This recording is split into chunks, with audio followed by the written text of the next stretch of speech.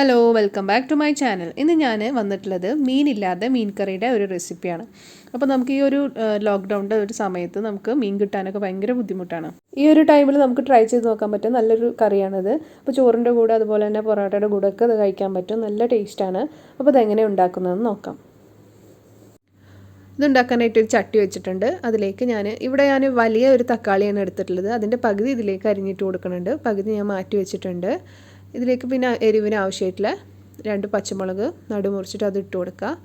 4 ചെറിയ ഉള്ളി ചെറുതായിട്ട് കട്ട് ചെയ്തിട്ട് ഇട്ട് കൊടുക്കുക. പിന്നെ നമുക്ക് പുളിക്ക് ആവശ്യമായിട്ടുള്ള പുളി ഒഴിക്കാം. അപ്പോൾ സാധാരണ നമ്മൾ മീൻകറിയിൽ ഒഴിക്കുന്ന അത്ര പുളി ഇതിന് ആവശ്യമില്ല. അപ്പോൾ ഞാനൊരു ചെറിയൊരു നാരങ്ങ വലുപ്പത്തിലുള്ള പുളിയാണ് എടുത്തിട്ടുള്ളത്. അത് ഇതിലേക്ക് ഒഴിച്ചു കൊടുക്കുക. അപ്പോൾ നിങ്ങൾ കുടംപുളി യൂസ് ചെയ്യുകയാണെന്നുണ്ടെങ്കിൽ അതിട്ട് കൊടുക്കാം. പിന്നെ ഇതിലേക്ക് 1 ടീസ്പൂണ് മുളക് പൊടി, 1/2 ടീസ്പൂണ് മല്ലിപ്പൊടി, 1/4 ടീസ്പൂണ് മഞ്ഞൾപ്പൊടി. ഈ പൊടികളെല്ലാം ഇട്ട് കൊടുത്തതിന് ശേഷം നമുക്ക് കൈ വെച്ച് നന്നായിട്ടൊന്ന് തിരുമ്മി കൊടുക്കാം. ഈ തക്കാളിയും ഉള്ളിയും പച്ചമുളകും ഒക്കെ നന്നായിട്ട് മിക്സ് ആവുന്ന രീതിയിൽ കൈ വെച്ച് നന്നായിട്ട് തിരുമ്മി കൊടുക്കാം. ഇനി നമുക്കിതിലേക്ക് തേങ്ങ അരച്ച് ചേർക്കണം. അപ്പോൾ അതിനായിട്ട് ഒരു ഗ്രൈൻഡർ എടുക്കുക. അതിലേക്ക് 1 കപ്പ് തേങ്ങ ഇട്ട് കൊടുക്കുക. അപ്പോൾ നമുക്ക് എത്രയാണോ ഗ്രേവി ആവശ്യം വെച്ചാൽ അതിനനുസരിച്ചിട്ട് തേങ്ങ ഇട്ട് കൊടുക്കുക. ഞാനിവിടെ 1 കപ്പാണ് ഇട്ട് കൊടുത്തിട്ടുള്ളത്. ഇതിലേക്ക് 2 ചെറിയ കഷ്ണം ഇഞ്ചി ഇട്ട് കൊടുത്തിട്ടുണ്ട്. അപ്പോൾ ഇഞ്ചിയുടെ ഫ്ലേവർ താല്പര്യമില്ലാത്തവർ സ്കിപ്പ് ചെയ്യാം. അതുപോലെ തന്നെ നമ്മൾ നേരത്തെ മാറ്റി വെച്ചിട്ടുള്ള പകുതി തക്കാളിയും കൂടെ അരിഞ്ഞിട്ട് ഇതിലേക്ക് ഇട്ട് കൊടുക്കുക. അപ്പോൾ തക്കാളി ചേർക്കുമ്പോൾ നല്ലൊരു കുറുക്കുണ്ടാവും കറിക്ക്. പിന്നെ ഇതിലേക്ക് 1 ടീസ്പൂണ് മുളക് പൊടി, 1/2 ടീസ്പൂണ് മല്ലിപ്പൊടി, 1/4 ടീസ്പൂണ് മഞ്ഞൾപ്പൊടി ഇതും കൂടെ ഇട്ട് കൊടുക്കുക. ഇതിലേക്ക് ഞാൻ 1 കപ്പ് വെള്ളം ഒഴിച്ച് കൊടുക്കുന്നുണ്ട്. എന്നിട്ട് നമുക്ക് നന്നായിട്ട് ഇതൊന്ന് പേസ്റ്റാക്കിയിട്ട് അരച്ചെടുക്കാം. നല്ല പേസ്റ്റായിട്ട് എടുക്കണം. ഇപ്പോൾ നന്നായിട്ട് അരഞ്ഞു കിട്ടിയിട്ടുണ്ട്. ഇത് നമുക്ക് ഈ ഒരു ചട്ടിയിലേക്ക് ഒഴിച്ചു കൊടുക്കാം. പിന്നെ 1 കപ്പ് വെള്ളം കൂടെ ഇതിലേക്ക് ഞാൻ ഒഴിച്ചു കൊടുക്കുന്നുണ്ട്. അപ്പോൾ നിങ്ങൾക്ക് കറിക്ക് എത്രയാണോ തിക്നെസ് ആവശ്യം അതിനനുസരിച്ചിട്ട് നിങ്ങൾക്ക് വെള്ളം ഒഴിച്ചിട്ട് അഡ്ജസ്റ്റ് ചെയ്യാം. ഞാനിവിടെ 1 കപ്പ് വെള്ളമാണ് ഒഴിച്ചു കൊടുത്തിട്ടുള്ളത്. എന്നിട്ട് നമുക്കിനി ഫ്ലെയിം ഓൺ ചെയ്യാം. അപ്പോൾ ഇതിലേക്ക് നമുക്ക് ആവശ്യത്തിനുള്ള ഉപ്പും കൂടെ ഇട്ട് കൊടുക്കാം. ഉപ്പും കൂടെ ഇട്ടിട്ട് നന്നായിട്ടൊന്ന് മിക്സ് ചെയ്തിട്ട് ഇത് തിളക്കുന്ന വരെ നമുക്കിതൊന്ന് വെയിറ്റ് ചെയ്യാം.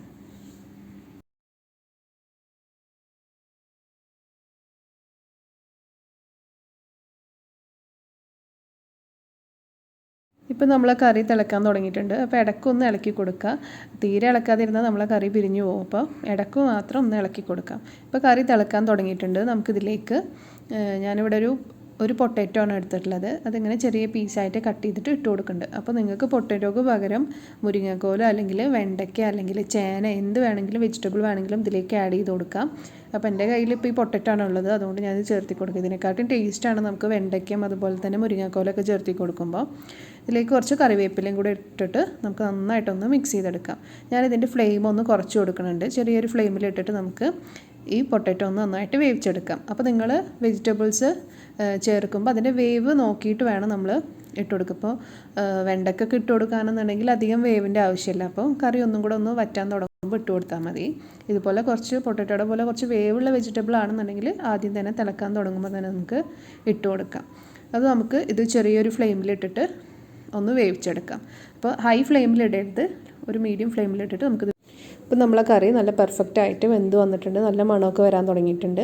ഇതിൽ നമ്മൾ ചേർത്തി കൊടുത്ത ഈ പൊട്ടാറ്റോ ആവശ്യത്തിന് വെന്ത് വന്നിട്ടുണ്ട്. നല്ല കുറുകി പാകമായി വന്നിട്ടുണ്ട്.